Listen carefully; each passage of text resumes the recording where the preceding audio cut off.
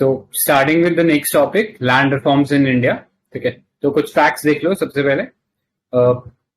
जैसे land holding का हम लोगों को पता है कि ऑलमोस्ट 1.15 हेक्टेयर जो एवरेज फार्म का साइज है। ठीक है, और जैसे हम एग्रीकल्चर में कई बार पढ़ते हुए है 80% जो लैंड होल्डिंग है इंडिया के अंदर, एग्रीकल्चर लैंड होल्डिंग है वो स्मॉल मार्जिनल फार्मर्स के पास है। ठीक है, अराउंड 24.6% इंडिया का जो एरिया है अभी फॉरेस्ट के अंदर आता है। ठीक है, फॉरेस्ट या ट्री कवर के अंदर टू बी स्पेसिफिक। ठीक है, तो ये कुछ फैक्ट्स हैं। ऑब्जेक्टिव देख लीजिए, what are the key objective.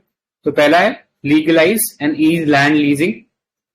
Next, consolidate fragmented plots of farmers. ठीक है, हमारा शायद एग्रीकल्चर आउटपुट इसलिए इंक्रीज नहीं हो पा रहा है क्योंकि पॉपुलेशन बहुत ज्यादा है, उसकी वजह से जो लैंड होल्डिंग थी वो बहुत ज्यादा फ्रेगमेंटेड हो गई है, तो उस फ्रेगमेंटेड को कंसोलिडेट करने की जरूरत है। Next, create digitise and integrated land record system. तो अभी हमने इसके लिए एक स्कीम देखा था, लॉन्च किया गया है, तो स्वामित्व करके एक स्कीम है। ठीक है, ये साइड में लिखा हुआ अभी है यहाँ पे, स्वामित्व स्कीम है। कौन सी मिनिस्ट्री इसको देख रही है, तो बता सकता है? स्वामित्व स्कीम के लिए नोडल एजेंसी कौन सी है, नोडल मिनिस्ट्री कौन सी है? तो वो है मिनिस्ट्री ऑफ पंचायत राज। ठीक है, ये याद रखने का। Correct, panchayat raj. Next, increase efficiency in management of forest land, convert waste and fallow land to productive, या रिक्लेमेशन बोल रहे हैं हम लोग। ठीक है, जो लैंड डिग्रेडेड है उसको रिक्लेम करें। Strengthen property rights, specially community rights over land. ठीक है, तो ये कुछ की ऑब्जेक्टिव हो गए।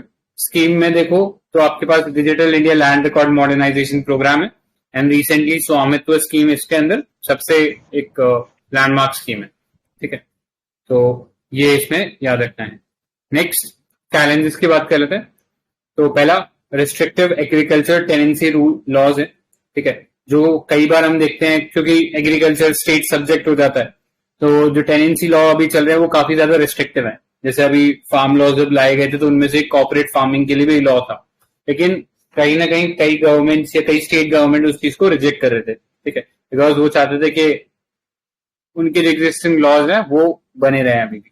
ठीक है, तो वो इश्यू क्रिएट करता है कॉर्पोरेट या लीजिंग के अंदर।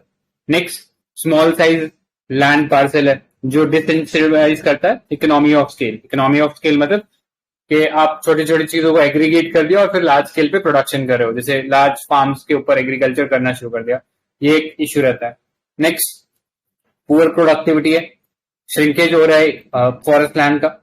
Next, absence of conclusive titling and records. ठीक है, वही कि प्रॉपर रिकॉर्ड्स नहीं है। इसके अलावा कंस्ट्रेंट में आप लैंड रिकॉर्ड्स में ये भी देख सकते हो कि जुडिशियल डिले बहुत होता है। एवरेज प्रॉपर्टी का केस देखोगे ना, अगर जुडिशरी के अंदर गया है वो, तो कम से कम 3 साल लगते हैं उस पर फैसला आने पे, एवरेज है ये। ठीक है, नेक्स्ट, लैंड अपने आप में स्टेट सब्जेक्ट है तो इसलिए कोई यूनिफॉर्मिटी नहीं है इस चीज में, तो ये हमें पता ही है।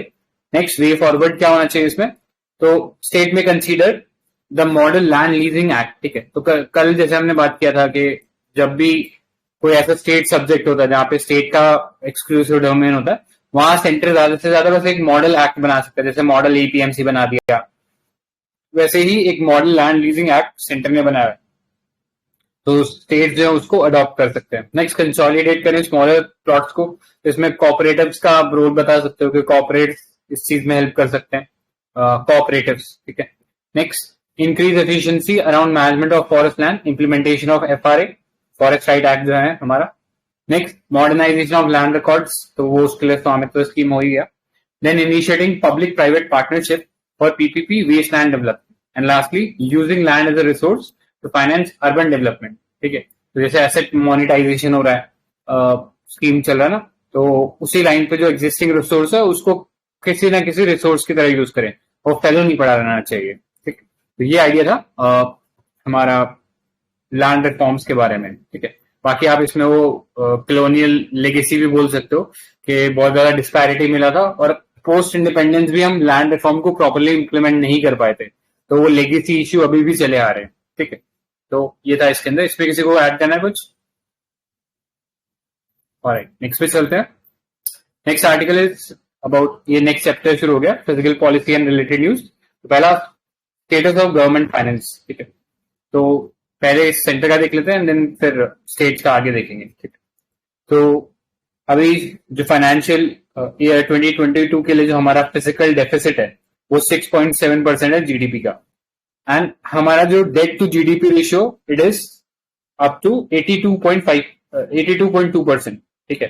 कि जितना हमारे ऊपर डेट है और जितना हमारा जीडीपी है उनका अगर रेशियो निकालोगे तो वो 85% निकल के आएगा। Next 31% combined debt to GDP ratio of states, ठीक है। और वहीं अगर हम सेंटर का बात करें तो I think it's somewhere around 85 में से माइनस कर लोगे तो आपके पास 54% आ जाएगा, ठीक है। तो एक्चुअली एफआरबीएम जो था, एनके सिंह कमेटी ने ये चीज बोला था कि ये जो हमारा डेट टू जीडीपी रेशियो है ये आइडियली कितना होना चाहिए, तो उन्होंने ये दिया था कि 60% होना चाहिए डेट टू जीडीपी रेशियो, जिसमें से 40% जो होगा वो सेंट्रल गवर्नमेंट का डेट होगा एंड रिमेनिंग 20% जो है वो स्टेट का डेट होगा, ठीक है। और इसे अचीव करने के लिए फाइनेंशियल ईयर 25 दिया गया था, 2025 तक इसको अचीव करना था ताकि डेट का स्पाइरल आउट ना हो, ठीक है। स्पाइरल आउट मतलब कि वो हम उसको सस्टेनेबली रीपे नहीं कर पा रहे हैं, ठीक है। तो ये आइडिया बेसिकली दिया गया था एफआरबीएम के या एनके सिंह कमेटी के अंडर, ठीक है। नेक्स्ट की ऑब्जेक्टिव देखते हैं। तो use of physical policy to promote stable and sustainable growth, ठीक है। Next ensure transparent physical management system, ठीक है। एफआरबीएम लाया ही शायद इसीलिए गया था ताकि वो एक ट्रांसपेरेंसी और अकाउंटेबिलिटी बनी रहे, तो वही चीज हम करना चाह रहे हैं अभी भी। Next to create a equitable manageable distribution of country's debt over the years, ठीक है। ऐसा ना हो कि कोई गवर्नमेंट जो है वो बहुत ज्यादा डेट ले ले, ठीक है, just to finance populist policy, और फिर नेक्स्ट जो गवर्नमेंट आएगी उस पर बर्डन आ जाए, तो ऐसा ना हो ये हमें इंश्योर करना है। Next aim for physical stability for India in the long run and bring physical deficit target below 4.5% of GDP by financial year 2026, ठीक है। तो अभी कोविड के दौरान हमारा जो फिजिकल डेफिसिट है वो बहुत ज्यादा बढ़ गया था, अब जो टारगेट्स थे उनको और एक्सटेंड किया गया, अब जो टारगेट रखा गया है ये 4.5% का फिजिकल डेफिसिट का, ये 2026 में रखा गया है, ठीक है। वहां तक हमें अचीव करना है। तो जैसे आई थिंक लास्ट ईयर देखा होगा तो 9.2 था, अब 6.7 है, तो धीरे धीरे ये कम होता जाएगा। हम कोशिश करेंगे कि by the year 2026 we reach to 4.5% of GDP target, ठीक है।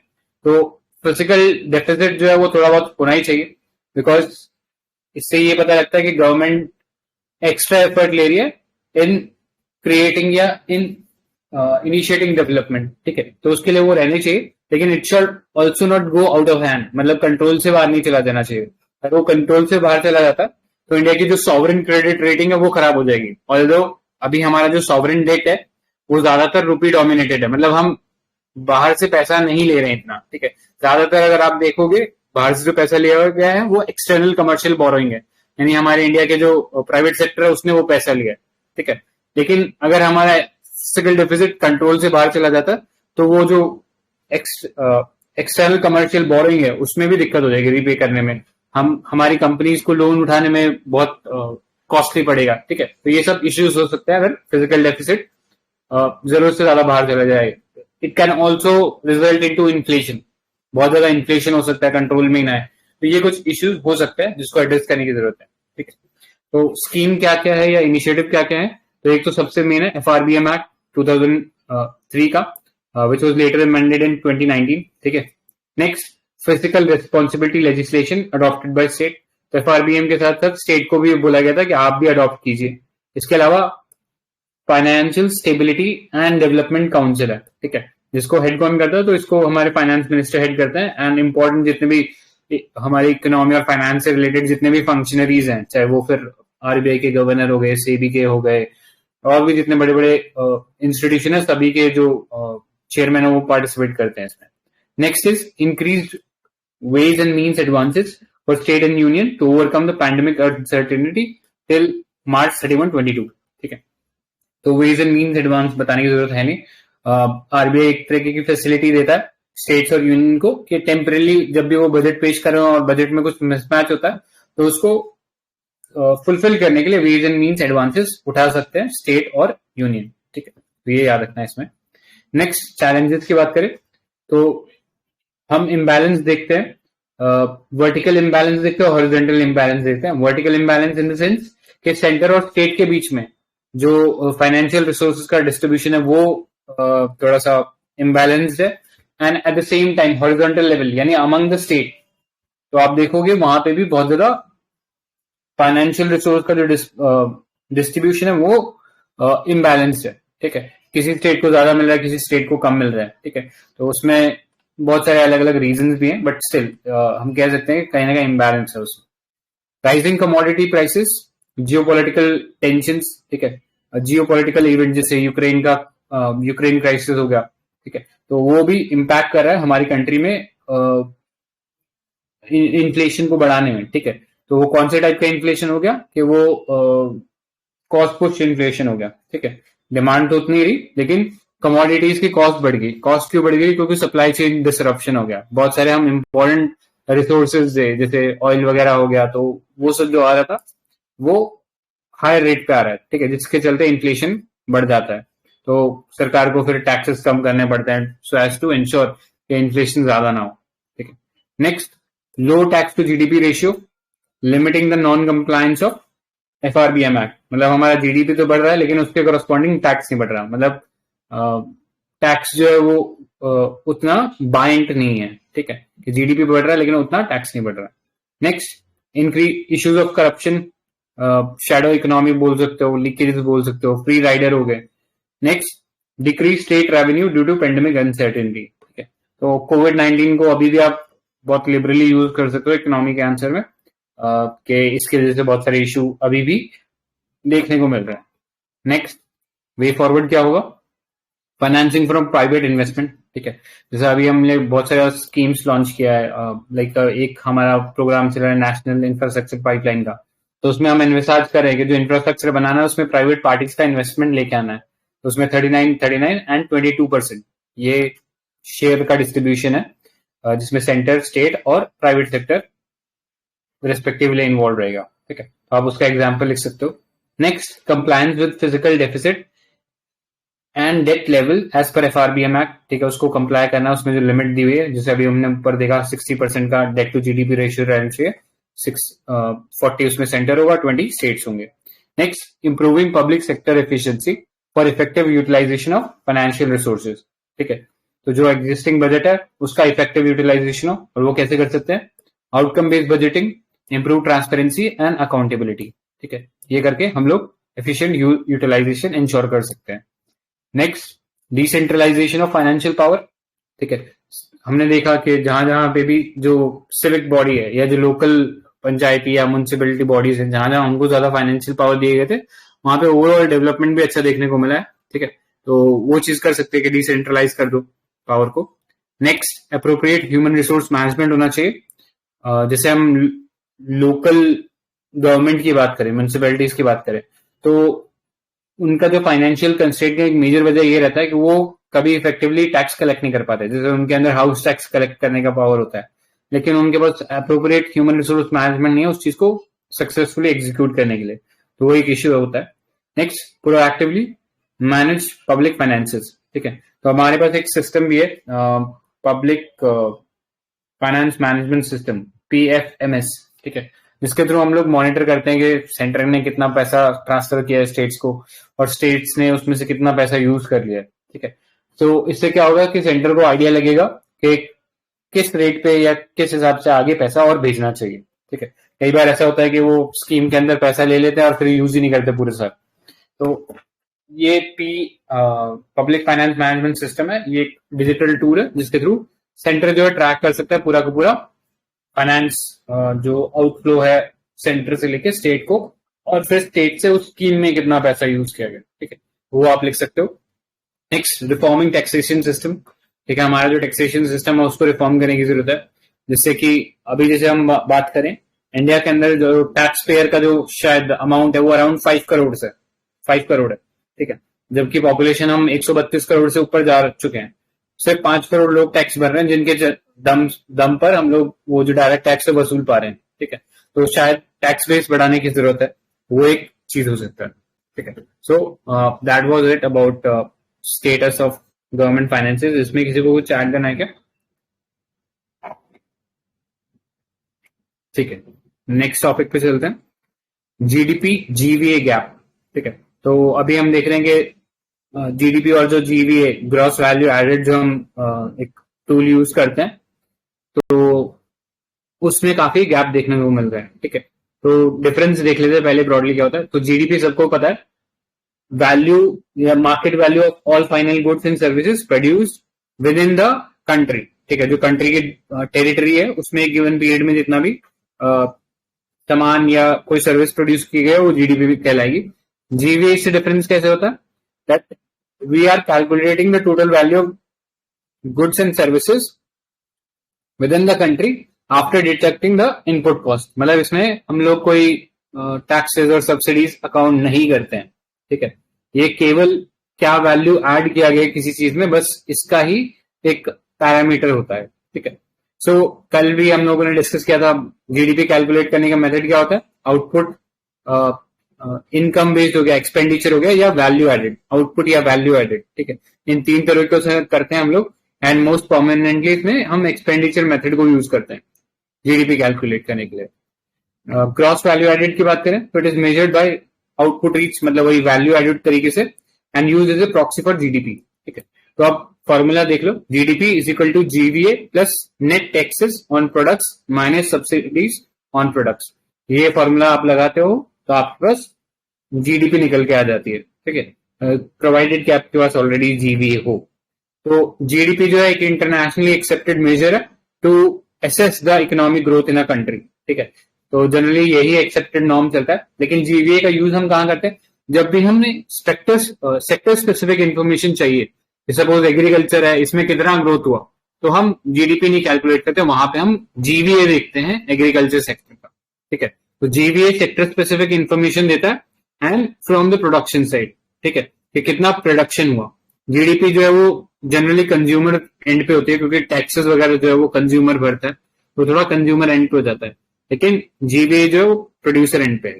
ठीक है, देन कल भी हमने बात की थी कि जैसे जीडीपी की जो सीरीज है हम लोगों ने चेंज कर दी थी 2021 में। इस पे क्वेश्चन भी था कि पहले जीडीपी कैलकुलेट करे थे और अब जो जीडीपी कैलकुलेट करे उसमें डिफरेंस क्या है। ठीक है, तो ऐसा सवाल पूछा गया था, तो पता होना चाहिए जो बेस ईयर है हमने चेंज करके क्या कर दिया था, 2011-12 का जो बेस ईयर है वो कर दिया था।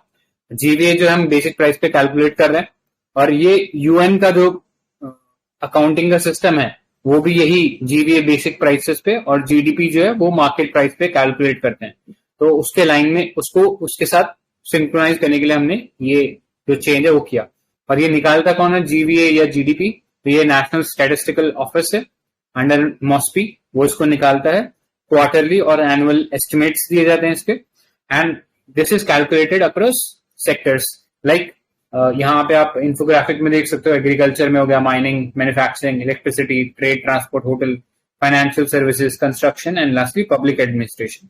तो इन सब सेक्टर में जीवीए को कैलकुलेट किया जाता है, और इससे आपको पता लगता है कि हाँ एक सर्टेन सेक्टर ने कितना ग्रोथ किया है। ठीक है, अब जीडीपी और जीवीए में ये जो गैप आ रहा है इसका क्या रीजन है। ठीक है, GVA although is used as a proxy for GDP, but दोनों में डिफरेंस है जो हमने अभी देखा कि जीडीपी के अंदर आप मार्केट प्राइस पे कैलकुलेट कर रहे हो, लेकिन जीवीए के अंदर आप बेसिक प्राइस पे कैलकुलेट कर रहे हो।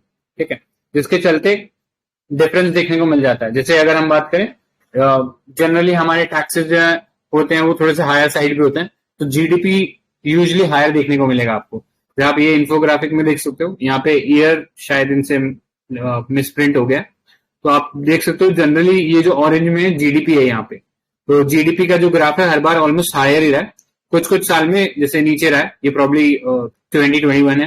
ठीक है, एंड सॉरी ये 2020 है, एंड ये 2021 है। ठीक है, तो 2021 में लॉकडाउन के चलते बहुत सीवियर कॉन्ट्रैक्शन देखने को मिला था, जिसमें गवर्नमेंट ने बहुत ज्यादा सब्सिडी दी थी, लेकिन सिंस इतना प्रोडक्शन नहीं होता तो गवर्नमेंट के पास टैक्सेस नहीं आए थे। ठीक है, तो इसलिए GVA was higher as compare to GDP in that year.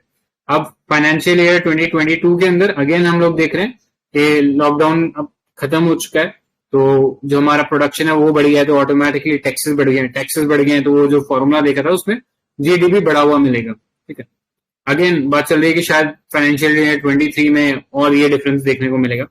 ठीक है, तो यूटिलिटी क्या है? Under different circumstances. तो जीडीपी जो है हम कंज्यूमर साइड से मेजर करते हैं, जैसा अभी बताया।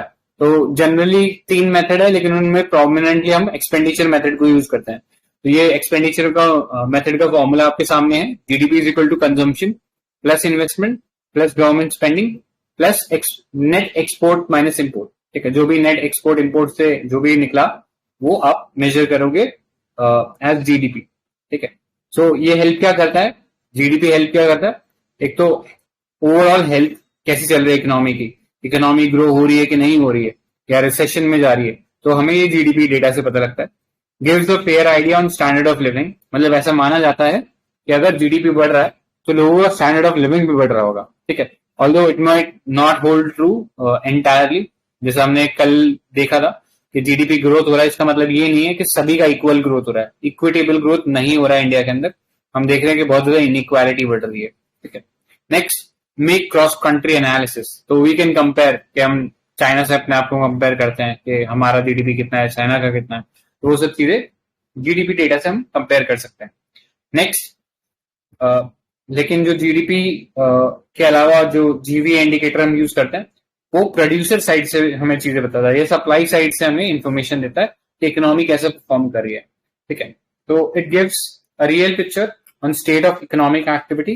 ठीक है, कि किसी सेक्टर में कितना गुड्स और सर्विस प्रोड्यूस हो रहा है। सेक्टर वाइज एनालिसिस करने में मदद करता है, रीजन वाइज ब्रेकडाउन करने में हेल्प करता है। ठीक है, तो इससे कि पॉलिसी मेकर आगे बता सकें कि कितना इंसेंटिव या कितना स्टिमुलस किसी सेक्टर को हम दे सकते हैं। जैसे अगर किसी sector, let's say PLI scheme है, परफॉर्मेंस लिंक इंसेंटिव स्कीम है। ठीक है, तो उसमें क्या है, उस स्कीम को देने से उस सर्टेन सेक्टर में, लेट्स से इलेक्ट्रॉनिक्स में हमने पीएलआई स्कीम लॉन्च किया, तो उस स्टिमुलस देने से कितना हमें फायदा मिलेगा, तो वो हमें जीवीए से पता लगेगा। ठीक है, so that's how we can use it. Next, identify productivity of the sector based on global data standard. ठीक है, तो ये ऐसे हम कह सकते हैं कि जीवीए को यूज किया जा सकता है। नेक्स्ट, कंक्लूजन की बात करें तो कंक्लूजन थोड़ा सा इंपॉर्टेंट है, इसमें देख लेना। GDP presents a more accurate holistic picture when analysed on a long timeline, while on the other hand GVA is more accurate estimate of immediate picture. ठीक है, तो डिफरेंस ये है कि जीडीपी लॉन्ग टर्म के लिए है और जीवीए शॉर्ट टर्म के लिए है। लेकिन पॉलिसी डिस्कोर्स अभी वो सेक्टर स्पेसिफिक प्रोडक्शन की बात करें, आप पीएलआई का एग्जांपल देके स्पेसिफिकली लिख सकते हो। जब हमें सेक्टर स्पेसिफिक एनालिसिस करना है तो हमें वहां पे जीवीए का जरूरत पड़ेगा। ठीक है, तो लास्ट के आपका कंक्लूजन कुछ इस लाइंस पे होना चाहिए कि हाँ, दोनों ही इंपॉर्टेंट है, अपनी यूज केस के हिसाब से हमें सिलेक्टिवली यूज करना चाहिए दोनों को। ठीक है, so that was about GVA and GDP. इसमें किसी को कुछ ऐड करना? ऑलराइट, नेक्स्ट टॉपिक पे चलते हैं, स्टेट फाइनेंसेस। ठीक है, तो स्टेट फाइनेंसेस ये काफी इंपॉर्टेंट रिपोर्ट है, बिकॉज रिसेंटली हम देख रहे हैं कि सुप्रीम कोर्ट में भी एक केस चल रहा है रिगार्डिंग फ्री लीज। ठीक है, तो वो कहीं ना कहीं इसी रिपोर्ट से कुछ कुछ उसमें आइडियाज लिए गए हैं केस के अंदर। ठीक है, तो ये रिपोर्ट का टाइटल था state finance study of budgets of 21-22 with the theme coping with the pandemic a third tier dimension. ठीक है, तो जनरली ये स्ट्रक्चर पता ही होगा स्टेट का। अगर हम फंड की बात करें तो 2 पार्ट्स में डिवाइड कर सकते हो, कैपिटल, रेवेन्यू। कैपिटल के अंदर आप एक साइड से रिसीट्स लोगे, एक साइड से आप एक्सपेंडिचर करोगे। ठीक है, तो कैपिटल बजट में क्या आएगा, जहां पे भी कोई एसेट से लेना देना हुआ है, या एसेट बेचा गया है या एसेट खरीदा गया है। ठीक है, तो उससे जो पैसा आएगा वो आपका कैपिटल साइड में जाएगा। लेट्स से आपने कोई ब्रिज बनाने के लिए एक्सपेंडिचर किया है, ठीक है, तो आपका कैपिटल एक्सपेंडिचर में चला जाएगा। या आपने कोई लोन लिया था, उसको रीपे कर रहे हो आप, ठीक है, तो वो एक्सपेंडिचर साइड पे चला जाएगा। ठीक है, कैपिटल रिसीट की बात करें तो लेट्स से स्टेट ने कोई लोन किसी को दिया था और वहां से लोन रिकवर हो रहा है। ठीक है, क्योंकि लोन अभी अपने आप में एक एसेट है, तो वो रिकवर हो रहा है, तो उसका भी जो पैसा है वो कैपिटल रिसीट में जाएगा। इसके अलावा स्टेट के अगर पीएसयूज हैं तो उसका जो डिसइन्वेस्टमेंट होगा वो भी कैपिटल में जाएगा। लेकिन अगर उसके डिविडेंड की बात करें, जैसे हर पीएसयू या हर कंपनी जो है वो कुछ ना कुछ डिविडेंड साल में या क्वार्टरली अनाउंस करती है, तो डिविडेंड जो है वो एक सैलरी के जैसा है। ठीक है, उससे कोई एसेट क्रिएट एसेट्स नहीं हुआ, वो उन्होंने जो कमाई करी है उसका कुछ हिस्सा आपको दे रहे हैं, तो आपका रेवेन्यू रिसीट्स के अंदर जाएगा। ठीक है, तो रेवेन्यू के अंदर जहां पे कोई भी एसेट क्रिएट नहीं हो रहा है वो सब रेवेन्यू की बात आएगी। जैसे एम्प्लॉयज की सैलरी हो गई, किसी को ग्रांट दे दिया, ठीक है, नॉन टैक्स रेवेन्यू हो गया, टैक्स रेवेन्यू हो गया, वो सब रेवेन्यू साइड में जाएगा, ठीक है। सो ये था इसके बारे में। So why understanding of state finance is important. पहला, कैपिटल स्पेंडिंग कैसे हो रहा है कंट्री के अंदर, ये पता लगाने की जरूरत है। बिकॉज इंडिया के अंदर ऑलमोस्ट 2/3 यानी 66% इंडिया का जो कैपिटल एक्सपेंडिचर होता है इंडिया के अंदर, दैट कम्स फ्रॉम स्टेट, ठीक है। तो इसलिए वो एनालाइज करने की जरूरत है। एम्प्लॉयमेंट जनरेशन, ठीक है, अब आप देख ही सकते हो क्लियरली 66% केपेक्स जो है कैपिटल एक्सपेंडिचर स्टेट कर रहा है, तो इसका मतलब वो एम्प्लॉयमेंट में भी एक बहुत बड़ा रोल प्ले करता है, तो उससे भी पता लगता है हमें, ठीक है। फर्दर इससे ये भी पता लगता है कि अगर स्टेट स्पेंड कर रहा है या बहुत ज्यादा लोन ले रहा है, ठीक है, तो उससे क्राउडिंग इफेक्ट हो सकता है, जिससे प्राइवेट सेक्टर हार्म हो सकता है, ठीक है। Next, impact on national economy, ठीक है। तो states have greater role in determining India GDP, ठीक है। Let's say for example the combined expenditure contracts from one year to other year, then it will bring down India's GDP, ठीक है। यानी अगर हमारा जो एक्सपेंडिचर जो है वो कम होता है, कॉन्ट्रैक्ट करता है ईयर ऑन ईयर स्टेट्स का, तो ओवरऑल इंडिया की जीडीपी भी कॉन्ट्रैक्ट करेगी, ठीक है। तो जनरल सी चीजें, इसमें कोई खास एक्सप्लेन करने जैसा नहीं है। नेक्स्ट, मैक्रो इकोनॉमिक स्टेबिलिटी को बताता है कि अगर डेट उनके ऊपर बहुत ज्यादा बढ़ रहा है या फिर वो प्रॉपरली स्पेंड ही नहीं कर रहे हैं, ठीक है, केपेक्स पे उतना खर्चा ही नहीं कर रहे हैं, तो वो कहीं ना कहीं एक विशियस साइकिल में ला सकता है, या जो मिडिल इनकम ट्रैप हम बोल सकते हैं उसमें फंसा सकता है इंडिया को, ठीक है। तो ये सब कुछ आप कीवर्ड्स इसमें लिख सकते हो। नेक्स्ट, अब ये रिपोर्ट में क्या ट्रेंड्स दिए गए थे, तो ये थोड़ा सा इंपॉर्टेंट है हमारे लिए जानना। पहला, इंक्रीज इन फिजिकल डेफिसिट हुआ है, ठीक है, तो वो तो समझाने की जरूरत ही नहीं है, बिकॉज ऑफ कोविड-19 एंड अभी जो जीएसटी का कंपनसेशन का जो इशू हुआ था उसके चलते फिजिकल डेफिसिट स्टेट्स के लिए बड़ा ही है, ठीक है। तो वो 2.9% था ऑफ जीडीपी पहले in 29-20, it increase to 4.1% of GDP in 2021, ठीक है। नेक्स्ट, राइजिंग पब्लिक डेट हो रहा है। Aggregate public debt of state is estimated to be 25.1% of GDP, a significant rise from 17.2%, ठीक है। तो पब्लिक डेट भी स्टेट गवर्नमेंट्स के ऊपर बढ़ रहा है। Next, own tax revenue is the largest source, तो हम देखते हैं स्टेट को डेवल्यूशन मिलता है सेंटर की तरफ से, ठीक है, फाइनेंस कमीशन जो रिकमेंड करते हैं, लेकिन उसके बावजूद भी जो हाईएस्ट उनके पास जो रेवेन्यू शेयर रहता है वो अपना खुद का टैक्स से जो वसूलते हैं उससे रहता है, ठीक है। इनफैक्ट 45% उनके टोटल रेवेन्यू रिसीट जो है वो अपने टैक्स सोर्सेस से आती है, ठीक है। नेक्स्ट, लो प्रॉपर्टी टैक्स कलेक्शन, तो ये हमने पहले भी डिस्कस किया था। म्यूनिसिपैलिटीज का काम होता है प्रॉपर्टी टैक्स कलेक्ट करना, जैसे आपका अगर हाउस है तो उसका हाउस टैक्स लगता है, तो जनरली काम म्यूनिसिपैलिटीज का होता है, ठीक है। तो ये जो टैक्स कलेक्शन रेट है इंडिया के अंदर बहुत कम है। Next, turn around of discoms, वो एक मेजर इश्यू रहता है, ठीक है। सबसे ज्यादा प्रॉब्लम में ही स्टेट का जो एक्सचेकर है वो बिकॉज ऑफ दीज डिस्कॉम्स है। डिस्कॉम मतलब जो डिस्ट्रीब्यूशन, इलेक्ट्रिसिटी डिस्ट्रीब्यूशन कंपनी होती है, तो उनके ऊपर बहुत ज्यादा फाइनेंशियल स्ट्रेस है और उसके चलते स्टेट के एक्सचेकर के ऊपर बहुत ज्यादा प्रेशर रहता है, तो यही की ट्रेंड्स थे इसके अंदर। अब इश्यूज क्या है, तो पहला तो टैक्स डेवल्यूशन में डिक्लाइन हुआ है। ये आपको पता ही है कि अभी जो 15 फाइनेंस कमीशन था उसने 41% का टैक्स डेवल्यूशन डिक्लेयर किया था, 1% रिजर्व रखा था फॉर जम्मू एंड कश्मीर, लद्दाख, ठीक है। लेकिन जो 41% रखा है उसके अंदर जो डिविजिबल पूल है उसको centre year on year basis पे कम करता जा रहा है। कैसे? वो क्या कर रहा है कि बहुत सारा पैसा वो सेस और सरचार्ज के रास्ते से वसूल कर रहा है, जो कि आगे डिविजिबल पूल में नहीं जाता, ठीक है। तो वो सेस और सरचार्ज को यूज करने से जो स्टेट को पैसा मिलना चाहिए उतना नहीं मिल रहा। Next, grants recommended by finance commission, ठीक है, उसमें भी हम देख रहे हैं कि जितना बोला जा रहा है शायद उससे कम ही हो रहा है। Next, other grant by centre such as those for centrally sponsored scheme, तो उसमें भी हम देख रहे हैं कि टाइट ग्रांट का कॉन्सेप्ट आ गया, ठीक है, कि अगर स्टेट परफॉर्म करता है कुछ इंडिकेटर्स पे तभी सेंट्रल गवर्नमेंट उसको आगे पैसा देगी सेंट्रली स्पॉन्सर्ड स्कीम में। जैसे एक स्कीम आप इसमें आप लिख सकते हो, NCAP, national clean air programme, उसमें बकायदा ये चीज डिक्लेयर किया गया है कि टाइट ग्रांट दिए जाएंगे, मतलब कुछ पैसा तो पहले दे दिया जाएगा, उसके बाद जो पैसा है वो टाइट ग्रांट्स के थ्रू ही दिया जाएगा। Next, reduction in share of untied fund, ठीक है, जो अभी हमने डिस्कस किया वही है, कीवर्ड्स जरूर लिखना है इसमें।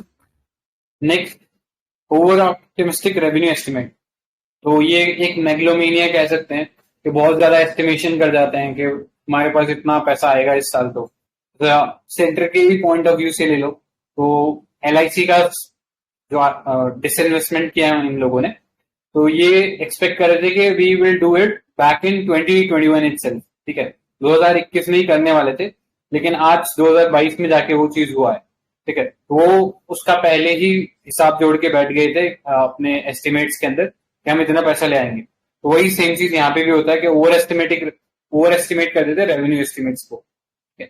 नेक्स्ट, लोअर कैपिटल एक्सपेंडिचर, तो अपने आप में बहुत इश्यू है, क्योंकि कैपिटल एक्सपेंडिचर करोगे तो उसका कैस्केडिंग इफेक्ट होगा, ठीक है। कैस्केडिंग इफेक्ट मतलब कि और भी सेक्टर्स में ग्रोथ होगी, एम्प्लॉयमेंट बढ़ेगी। तो अगर लो कैपिटल एक्सपेंडिचर हो रहा है तो एक प्रॉब्लमैटिक इश्यू है जिसको एड्रेस करने की जरूरत है। अभी करंटली स्टेट का जो रेवेन्यू एक्सपेंडिचर है वो ज्यादा हो रहा है, ठीक है, जो कि कंडीशन एकदम उल्टा होना चाहिए। हमारा कैपिटल एक्सपेंडिचर ज्यादा होना चाहिए और रेवेन्यू जो एक्सपेंडिचर है उसके कंपेरेटिवली कम होना चाहिए, ठीक है। तो अगर इसका उल्टा होता है तो आप समझ सकते हो कि फाइनेंशियली वो चीज लॉन्ग टर्म में वायबल नहीं है। नेक्स्ट, अदर इश्यूज, तो इसमें आप पॉपुलर प्रोग्राम देख सकते हो, जैसे फार्म लोन वेवर हो गया, अभी फ्रीबीज की हम लोग बात कर रहे थे, इलेक्शन फ्रीबीज, ठीक है, तो वो सब आप इसमें इंक्लूड कर सकते हो।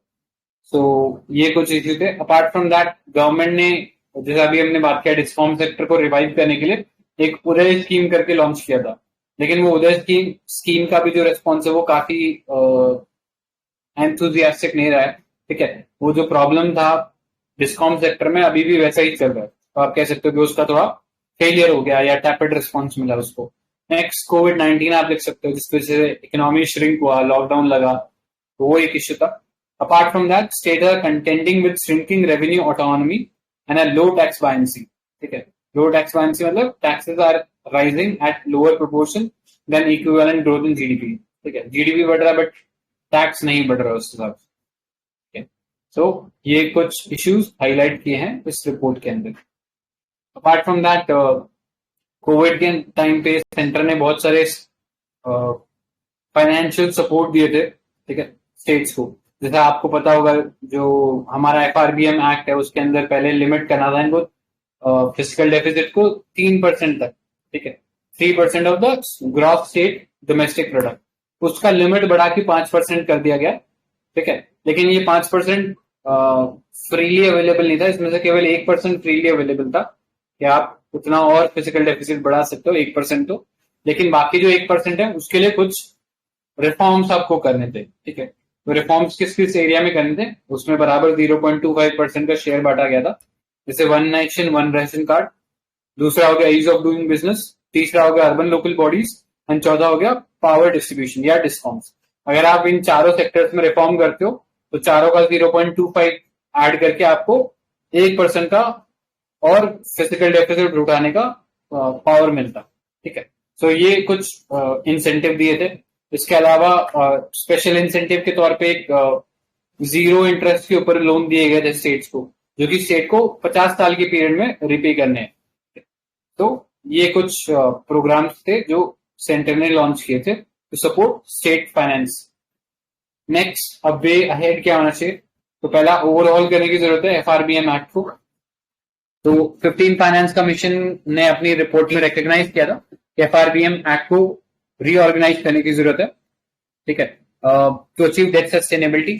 नेक्स्ट, प्रॉपर रिपोर्टिंग होनी चाहिए लाइबिलिटीज की, ठीक है, आपके ऊपर कितना लोन है, कितना रिपे करना है, उसको प्रॉपरली मेंशन करना चाहिए। जैसे कैग ने अपने एक रिपोर्ट के अंदर ये कीवर्ड यूज किया था, ऑफ बजट बोरिंग, ठीक है, मतलब आप पैसा उठा रहे हो लेकिन आप उसको बजट में नहीं दिखा रहे हो, ठीक है, तो वो एक इश्यू हो सकता है। तो उस टाइप के नहीं करने हैं काम, आपको जो भी रेवेन्यू आपने उठाया लोन उठाया उसको फेयरली रिपोर्ट कीजिए।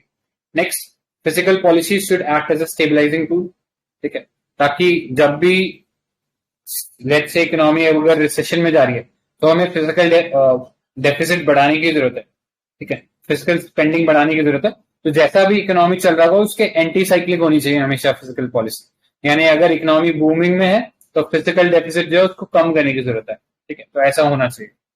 नेक्स्ट, पावर सेक्टर में रिफॉर्म कीजिए, इंडिपेंडेंट फिजिकल काउंसिल बनाइए, ये 15 फाइनेंस कमीशन ने बोला है, ठीक है, कि आप एक इंडिपेंडेंट फिजिकल काउंसिल बनाइए जो कि डिफरेंट होगा आरबीआई से एकदम अलग रहेगा और फिजिकल स्टेबिलिटी जो है उस पर ही ध्यान देगा। तो ये आपको पता होना चाहिए कि ये एक इंपॉर्टेंट रिकमेंडेशन था। Next, productive expenditure should be prioritise, ठीक है, एक्सपेंडिचर कर रहे हैं, केपेक्स कर रहे हैं, लेकिन केपेक्स में भी उन सब चीजों को प्रायोरिटाइज करना चाहिए जिनका इम्पैक्ट जो है हायर होता है।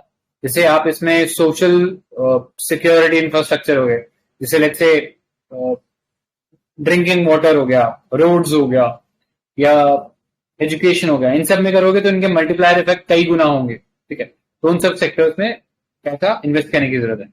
Next, strengthening the third tier, RBI report has made the recommendation like increasing financial autonomy of civic bodies, strengthening their governance structure and empowering them financially, ठीक है, so ये कुछ steps थे to basically overhaul the physical structure of the states, ठीक है, तो ये report था आरबीआई का, काफी इंपॉर्टेंट है, आप कोट कर सकते हो इसके बहुत सारे फैक्ट्स जो है उसको अपने आंसर राइटिंग में। इसमें किसी को कुछ और ऐड करना है क्या? ठीक है, सो नेक्स्ट आर्टिकल पे चलते हैं। दिस इज इनडायरेक्ट टैक्सेशन, ठीक है, तो जीएसटी अभी बहुत ज्यादा न्यूज में है क्योंकि 5 साल हो चुके हैं अब जीएसटी को लाए हुए। Back in 2017 it was introduce, अब 2022 चल रहा है और जीएसटी के अंदर एक कंपनसेशन सेस भी दिया जा रहा था, लिया जा रहा था, जिसके बेसिस पे स्टेट को कंपनसेशन मिलना था अगर उनका जो रेवेन्यू है उसमें शॉर्टफॉल हो रहा था ईयर ऑन ईयर बेसिस पे बाय 14%, ठीक है, अगर 14% से उनका रेवेन्यू ग्रोथ नहीं हो रहा है ईयर ऑन ईयर बेसिस पे तो centre was legally oblige to basically pay the state government, ठीक है, तो इसमें आप स्टेप्स देख लीजिए, कुछ फैक्ट्स देख लेते हैं। तो 12.90 lakh crore indirect tax collection हुआ इन फाइनेंशियल ईयर 2022 में। जीएसटी टैक्स कलेक्शन जो था वो उसमें सबसे हाईएस्ट था, इट वाज 5.9 लाख करोड़, ठीक है, ऑलमोस्ट अराउंड 40 to 50% के बीच में था। Next, 48% jump in custom duty while excise duty collection dropped marginally because cut in duty in petrol and diesel, ठीक है, तो अभी तो हम लोगों ने देखा जीएसटी ने सबको सब्ज्यूम कर लिया इनडायरेक्ट टैक्सेस को, लेकिन अभी भी कुछ इनडायरेक्ट टैक्स लगते हैं, जैसे कस्टम ड्यूटी हो गया इंपोर्ट पे लगता है, एक्साइज ड्यूटी होगा जो कि पेट्रोल पे इलेक्ट्रिसिटी पे अभी भी लग रहा है, ठीक है, तो वो आप याद रख सकते हो इसके अंदर। नेक्स्ट, हाईएस्ट टैक्स कलेक्शन हुआ, तो ये नंबर तो वेरिएबल रहेगा लेकिन आप ये कोट कर सकते हो कि 1 लाख करोड़ के आसपास जीएसटी कलेक्शन हो रहा है। राइट, नेक्स्ट की टारगेट की बात कर लेते हैं। तो बजट के अंदर 2021-22 वाले के अंदर टैक्स रेवेन्यू बजट, तो बजट 21-22 के अंदर has set a revenue target of 22 trillion for financial year 2022, ये टारगेट रखा गया, इतना सिग्निफिकेंट नहीं है, इस नंबर को याद रखना, ज्यादा ये याद रख लेना कि जीडीपी टैक्स कलेक्शन आप कोट कर सको कि हाँ 1 लाख करोड़ से ऊपर जा रहा है। Apart from that, GST compensation cess for financial year 22 has been pegged at 2.7 trillion, of which 1.1 trillion is expected to be met through cess collection, ठीक है, तो सेस कलेक्शन से बहुत ज्यादा पैसा उठाने वाला। अगेन स्पेसिफिक नंबर कितना है ये याद रखने की यहाँ पे जरूरत नहीं है, कुछ ऐसा फिगर हो जो परसेंटेज वाइज आप याद रख सके तो वो ज्यादा बेटर हो, ठीक है। नेक्स्ट, पॉलिसी इनिशिएटिव की बात करें तो जीएसटी अपने आप में एक सबसे बड़ा लैंडमार्क रिफॉर्म था, तो जीएसटी के बारे में पता होना चाहिए। 2001 में अमेंडमेंट एक्ट के थ्रू आया था, ये आई थिंक ईयर गलत लिखा हुआ है, ये ईयर 2017 है, ठीक है, नहीं शायद 2016 में आया था, उसको इम्प्लीमेंट 17 में किया गया था, ठीक है। Setup GST council for decision making, ठीक है, तो हमें पता है जीएसटी काउंसिल एक कॉन्स्टिट्यूशनल बॉडी है जिसके अंदर वोटिंग जो होता है वो एक वेटेड परसेंटेज के हिसाब से होता है, जहां पे सेंटर के पास जो है वो 1/3 वोटिंग राइट्स रहते हैं रिजर्व, ठीक है, और कोई भी डिसीजन पास करना है तो वहां पे 75% का आपको मेजोरिटी चाहिए, लेकिन वो पॉसिबल नहीं है बिकॉज मतलब बिना सेंटर की कंसेंट के वो चीज पॉसिबल नहीं है, बिकॉज सेंटर के पास 33% शेयर है वहां पे, ठीक है। तो बाकी जो बचा वो लगभग 66 पॉइंट समथिंग बचेगा, ठीक है। तो ये डिफरेंस आपको पता होना चाहिए। नेक्स्ट, जीएसटी कंपनसेशन सेस जो था वो बात कर लिया हम लोगों ने उसके बारे में। Lastly, better compliance via repository of information gathered through annual information returns and sharing of GST data with CBDT, ठीक है। जो हमारा डायरेक्ट टैक्स का जो नोडल एजेंसी है CBDT, उसके साथ जीएसटी का डेटा शेयर होना चाहिए ताकि वो पता लगा सके कि कौन सी फर्म है, उससे कौन से एसोसिएटेड लोग हैं जो पैसा कमा रहे हैं और फिर रिपोर्ट नहीं कर रहे, ठीक है। क्योंकि आप जी अब जो है जीएसटी आने से डायरेक्ट टैक्स और इनडायरेक्ट टैक्स में लिंकेज हो गया। अब लेट्स से मैं किसी फर्म का ओनर हूं या मैं किसी कंपनी का ओनर हूं और मैं जीएसटी डेटा भर रहा हूं, क्योंकि जीएसटी में अगर आप अपना डेटा नहीं भरोगे तो आपको इनपुट टैक्स क्रेडिट नहीं मिलेगा, ठीक है। तो वो क्रेडिट लेने के चक्कर में आपको जीएसटी भरना पड़ेगा। और अगर मैंने जीएसटी भरा तो ऑटोमेटिकली अब सिस्टम पूरा इतना ज्यादा इंटीग्रेटेड हो चुका है कि अगर मैं जीएसटी भरता हूं तो ऑटोमेटिकली मेरा इनकम टैक्स भी ट्रैक करा जा सकता है, ठीक है।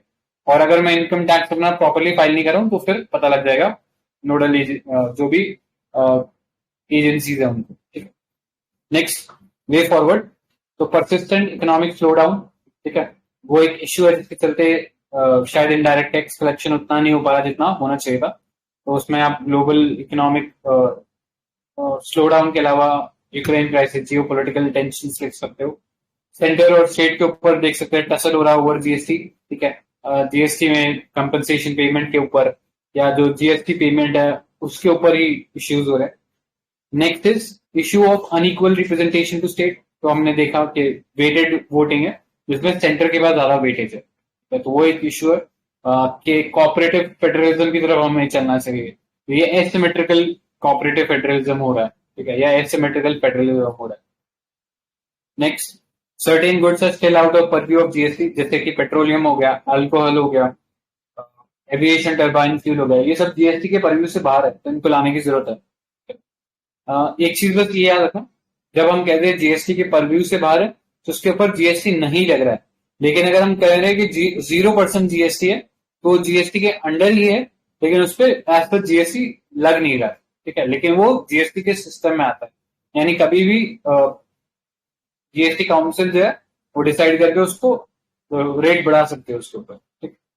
Next, other issues include multiple tax slab, cumbersome filing procedure है, ambiguous conflicting AR judgement. AR judgement मतलब authority for advance ruling. Let's say आप एक कंपनी हो, आप एक नया प्रोडक्ट लाए, ठीक है। अब वो प्रोडक्ट आज तक कभी किसी ने बनाया नहीं था, आपने एक नया इनोवेटिव प्रोडक्ट बनाया, लेकिन अब आपको ये डाउट है कि आप जीएसटी कितना भरो, ठीक है। तो रादर देन कि आप अपनी मनमर्जी से पहले जीएसटी लगा दो और फिर जब आप जीएसटी फाइल करने जाओ और जब आपकी स्क्रूटनी हो तो गवर्नमेंट बोले कि नहीं आपने तो गलत जीएसटी लगाया, इस पे जीएसटी नहीं लगेगा, तो उसमें जो पूरा लिटिगेशन प्रोसेस होता है उसमें कंपनी का भी टाइम वेस्ट होता है, स्टेट के अपने रिसोर्सेज वेस्ट होते हैं। तो वो सब वेस्ट ना हो इसलिए आप अगर ऐसा कोई प्रोडक्ट है तो पहले ही आप डिस्कस कर लो ये advance authority for advance ruling के साथ कि मेरे पास ये प्रोडक्ट है और मैं ये इतना जीएसटी इस पे भरूंगा, ठीक है। और अगर वो एग्री हो जाते हैं तो फिर आप उस अमाउंट पे जीएसटी लगा सकते हो, ठीक है। या अगर नहीं होते, वो बोलते नहीं भाई इतना ही आपको 18% देना पड़ेगा, तो आप 18% भर दो, तो बाद में जाके आपको कंफ्यूजन नहीं होगा, ठीक है। तो ये इसके जो जजमेंट है इसमें भी बहुत ज्यादा एम्बिग्युइटी देखने को मिलती है। नेक्स्ट, टैक्स इवेजन है, टैक्स फ्रॉड कई तरीके से हो रहे हैं जीएसटी के अंदर भी, ठीक है, वो एक इश्यू क्रिएट करा। Next, indirect tax is regressive. कल हमने बात किया था कि जैसे डायरेक्ट टैक्स जो होता है वो प्रोग्रेसिव होता है, यानी आपकी जैसे जैसे इनकम बढ़ती जाएगी आपके ऊपर टैक्स भी उतना ही ज्यादा आपको टैक्स देना पड़ेगा। जैसे अगर मेरे आज इनकम लेवल से 2 लाख है, ठीक है, हो सकता है मेरे को अगर 5% के हिसाब से टैक्स भरना हो तो समवट अराउंड 1000 रुपए के आसपास मैं वो टैक्स भरूंगा, ठीक है। लेकिन अगर लेट्स से मेरी इनकम बढ़कर 10 लाख हो जाती है, वहां अगर मेरे को 50% सॉरी 5% देना तो वो बढ़ के 5000 के करीब हो जाएगा, ठीक है। सो जैसे जैसे इनकम बढ़ रही है वैसे वैसे टैक्स बढ़ रहा है, तो इसे हम प्रोग्रेसिव टैक्स बोलेंगे। इनडायरेक्ट लेकिन ऐसा नहीं होता। अगर एक अमीर इंसान टूथपेस्ट खरीद रहा है तो वो भी उतना ही जीएसटी भरेगा जितना कि एक गरीब इंसान भर रहा है, लेकिन गरीब इंसान की उतनी कैपेबिलिटी है नहीं, तो इस केस में वो इनडायरेक्ट टैक्स जो है वो रिग्रेसिव है। इसीलिए इंडिया के अंदर इनडायरेक्ट और डायरेक्ट टैक्स का जो ना एक इम्बैलेंस है, उसको एड्रेस करने की जरूरत है। ठीक है, next way forward, further simplification होना चाहिए टैक्स स्ट्रक्चर का।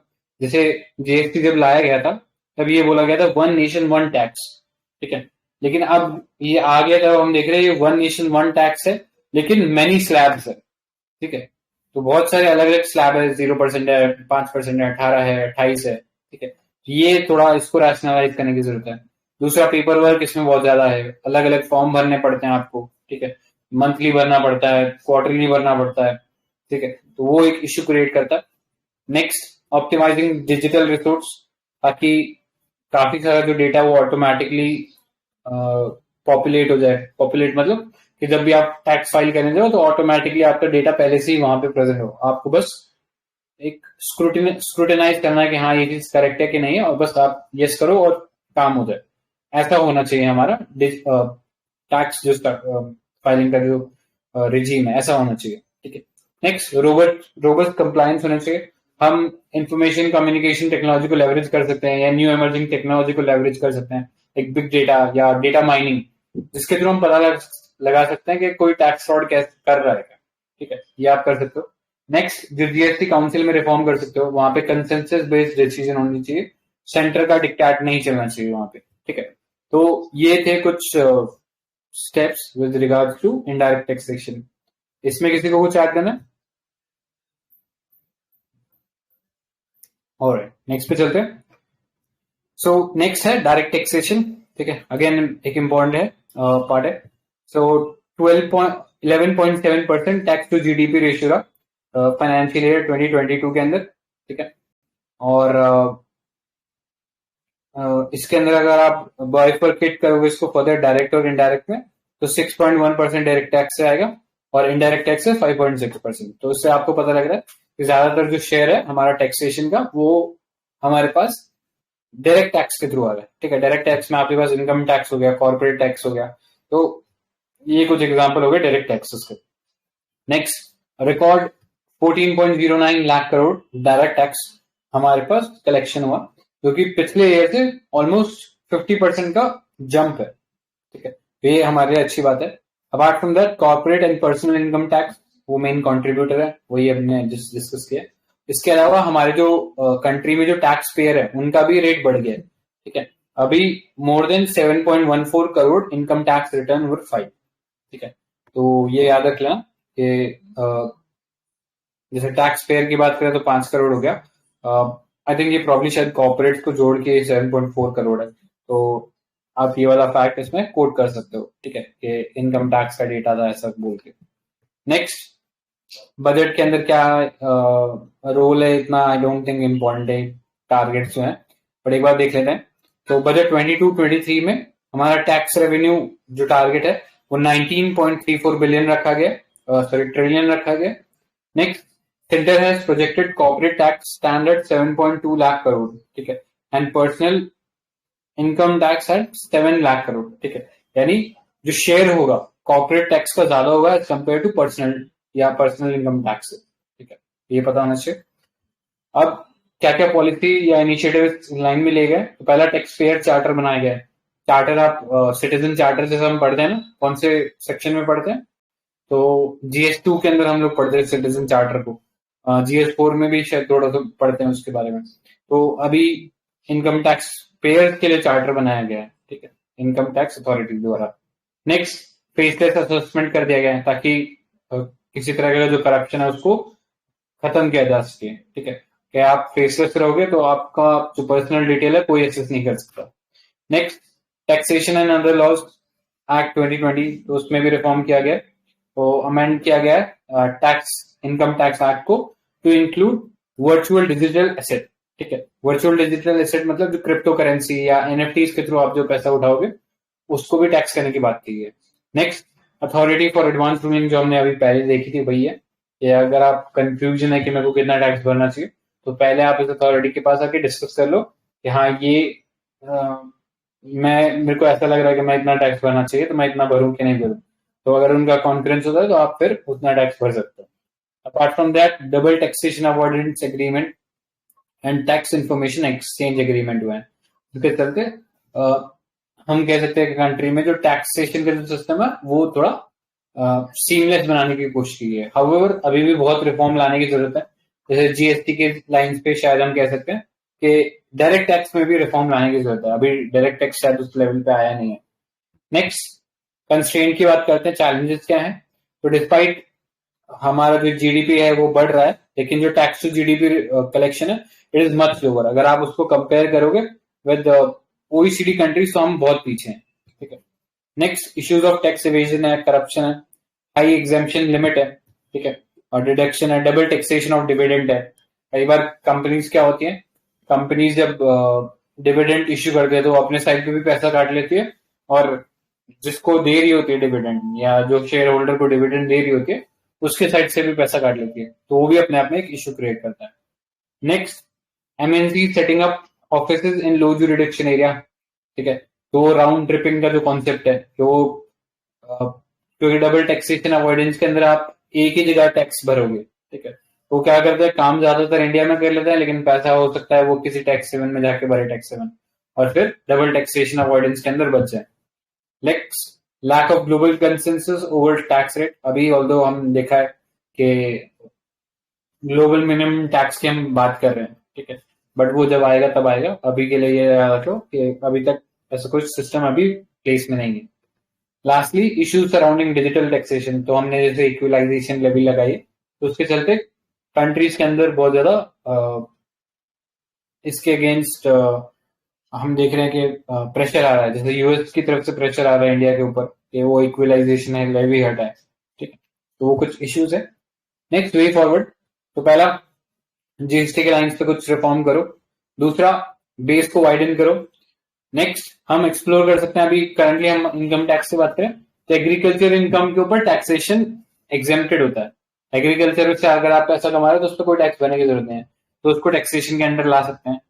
कर्बिंग नॉन कंप्लायंस, ठीक है। तो आप इसमें डिजिटल टूल्स का इस्तेमाल कर सकते हो, again big data mining, sorry big data या डेटा माइनिंग टेक्निक्स आप इस्तेमाल कर सकते हो, जिससे कि आप पता लगा सकते हो कि कोई टैक्स फ्रॉड तो नहीं कर रहा आपसे। Next, building resilient economy to minimise supply chain resilience, to minimise supply chain disruption, यानी रेजिलियंस बढ़ाना है, ताकि अगर आगे का भी कोविड जैसा कोई सिम्टम, कोई पैंडेमिक आए तो हमारा जो सप्लाई चेन है वो सीमलेसली चलता है, ठीक है। तो हमारा डायरेक्ट टैक्स कलेक्शन भी बढ़ा रहेगा उस केस में। तो ये था with regards to direct tax. Next article देखते हैं। तो आज का लास्ट आर्टिकल रहेगा taxation on virtual digital asset. तो अभी यही डिस्कस किया हम लोगों ने कि सेंट्रल गवर्नमेंट ने क्रिप्टो करेंसी को खासकर ध्यान रखते हुए एक अमेंडमेंट किया था इनकम टैक्स एक्ट के अंदर, जिसके थ्रू अब जो क्रिप्टो करेंसी से अगर कोई कमाई कर रहा है तो उसके ऊपर टैक्स लगेगा। पहले टैक्सेशन के अंडर नहीं था, बट अब लेजिस्लेशन के अंदर स्पेसिफिकली मेंशन कर दिया गया है, ठीक है। तो इसमें टैक्स रेट कितना रखा गया, टैक्स रेट रखा गया 30%, ठीक है। आगे जाने से पहले एक बार डेफिनेशन देख लेते हैं कि वर्चुअल डिजिटल एसेट को डिफाइन कैसे किया गया, ठीक है।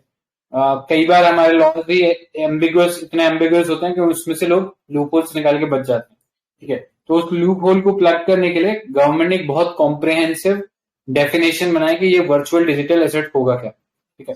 So it is defined as any information और कोड और नंबर और token not being Indian currency और फॉरेन करेंसी, ठीक है, जनरेटेड थ्रू क्रिप्टोग्राफिक मीन्स और otherwise by whatever name it may be called, ठीक है। उसका कुछ भी नाम हो सकता है, डोज कॉइन, क्रिप्टो कॉइन, फलाना कॉइन, ढिगाना कॉइन, कुछ भी नाम हो सकता है, लेकिन अगर वो इनमें से कोई किसी क्राइटेरिया पे फिट बैठ रहा है तो वो उसको इंक्लूड कर लिया जाएगा।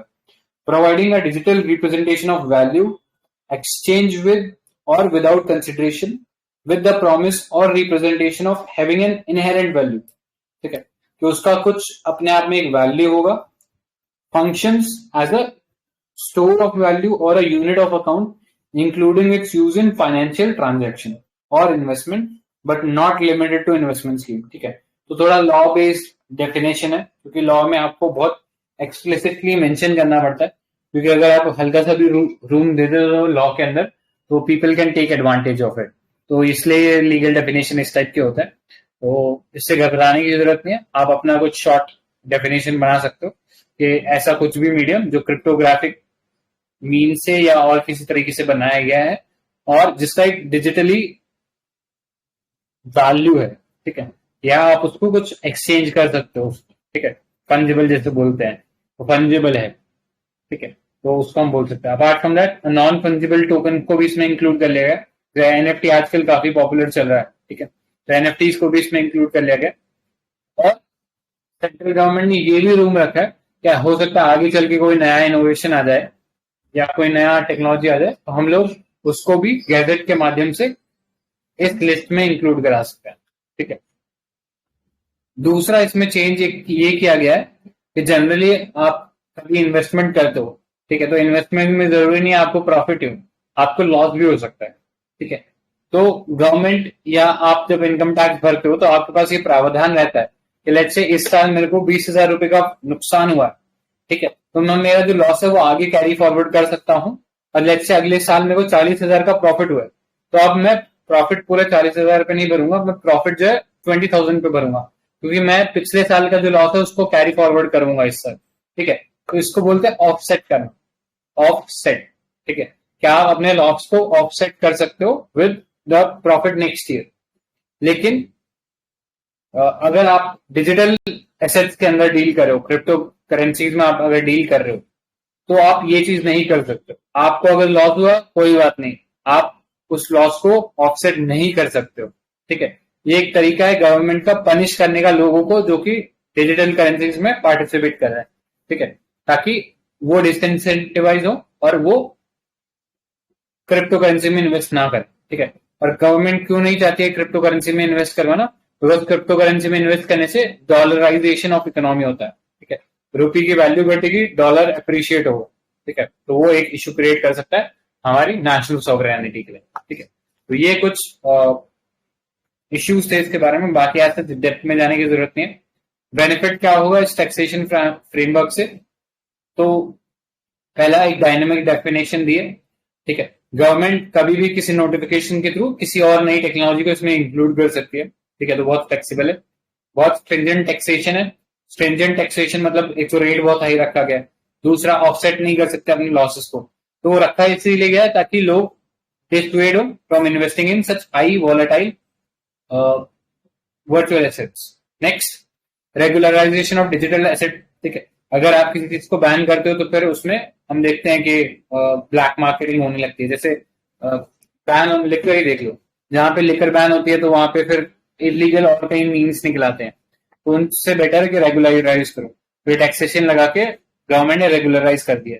नेक्स्ट, रिसोर्स मोबिलाइजेशन, अब आपने इतना ज्यादा टैक्स लगा दिया तो अगर कोई पैसा कमाता भी है तो उसका पैसे उसने जो कमाया उसके ऊपर उसको टैक्स देना पड़ेगा, इसके थ्रू स्टेट का एक्सचेकर जो है वो इंक्रीज होगा। नेक्स्ट, कंसर्न्स की बात कर लेते हैं। पहला तो डेफिनेशन बहुत ही ज्यादा वेग है, ठीक है, ऑल्दो इसको एक कॉम्प्रिहेंसिव डेफिनेशन को बनाने की कोशिश की है बट स्टिल बहुत ज्यादा वेग है, ठीक है। ये इसमें हम बहुत सारी चीजें इंक्लूड कर सकते हैं तो बहुत ज्यादा एम्बिगुअस हो जाती है। No clarity on taxation on underlying assets of digital assets like NFT, ठीक है, जो ऑलरेडी आपके पास सामान था उसका आप कैसा करोगे उसके बारे में नहीं है कुछ। नेक्स्ट, आगे टैक्सेशन प्रोविजन में इश्यू हो सकते हैं like cost of acquisition, sale, consideration, ये सबको कंफ्यूजन होगा। रिस्क रहेगा पीयर टू पीयर लेंडिंग के अंदर, ठीक है, वॉलेट टू वॉलेट ट्रांजेक्शन है वो कैसे हम उसको करेंगे, ठीक है, उन पे कैसे टैक्स लगाएंगे। जैसे आपके पास कोई लेट्स से किसी क्रिप्टो करेंसी का एक वॉलेट है, अगर आप दूसरे वॉलेट में पैसा भेज रहे हो तो क्या वहां पे भी आप टैक्स लगा सकते हो, ठीक है, तो उन सब चीजों पे बहुत ज्यादा भी क्लैरिटी नहीं है।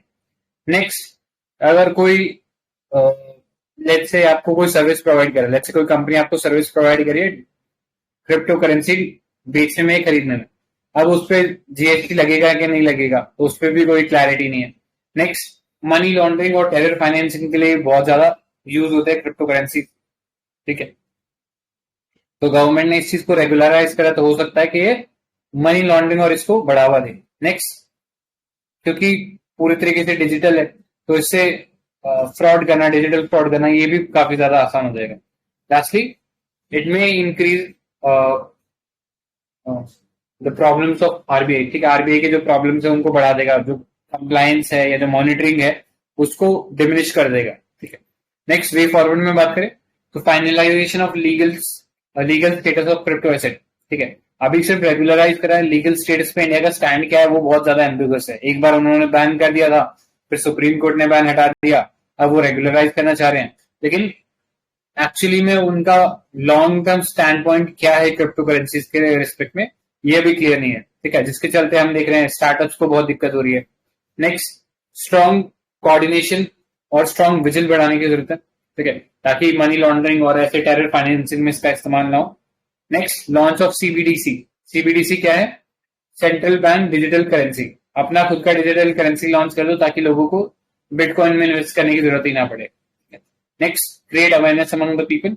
And lastly, clarity and taxation framework. ठीक है, तो आप इसमें जीएसटी, टीडीएस मतलब टैक्स डिडक्शन एट सोर्स, तो इन सब चीजों पे भी क्लैरिटी लेके आने की जरूरत है अभी गवर्नमेंट.